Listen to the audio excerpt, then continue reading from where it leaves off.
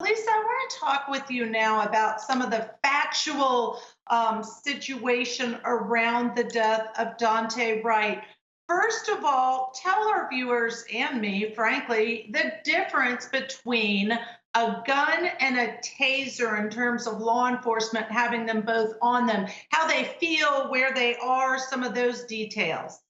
Yes, there's a clear difference. For one, it's a different color. The one is completely bright yellow. The other one is generally black and or have silver markings on it. They're different in weight, so you know that based on the weight.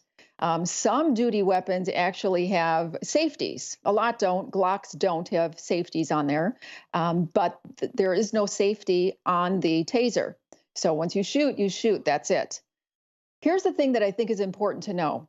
Tasers generally, for the most part, are carried on the opposite side, the less dominant side. The duty weapon is on the dominant in order to create muscle memory of pulling it out over and over again.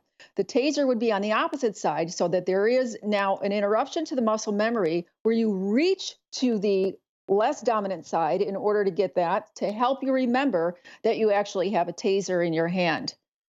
The question that I have and that I would like to see in the video is if she had her taser out earlier in a place where she was going to use it in case he was not compliant, if there was a battle and a fight, and then when she made a decision to change to her lethal weapon, what caused her to pull that out? And I think we'll be getting video footage of that from other angles and other police officers. So what caused her to bring that out? That was brings up a really good question. In the heat of the moment, because I'm not law enforcement or ex-law Right. enforcement, and I don't know what it must feel like in the heat of the moment. Is it imaginable or realistic to think that in the heat of the moment, the instinct for an officer is to pull the gun? Yes, in the heat of the moment. But there was time before they decided that they were going to make an arrest. They already had knowledge that they were going to arrest him for a warrant. That warrant, including it was attempted aggravated robbery and it involved a weapon. So now police officers' mentality is different. Now we have somebody who used a, a weapon in a former crime, and now things get escalated. So the scene is dynamic.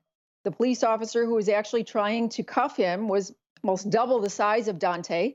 And for some reason, he was able to wriggle out of that custody and get inside the vehicle. So Taser was absolutely, in my opinion, an acceptable resource once somebody resisted arrest, got behind the wheel of their car, and potentially could have reached for another weapon. All right, thank you for breaking that down for us.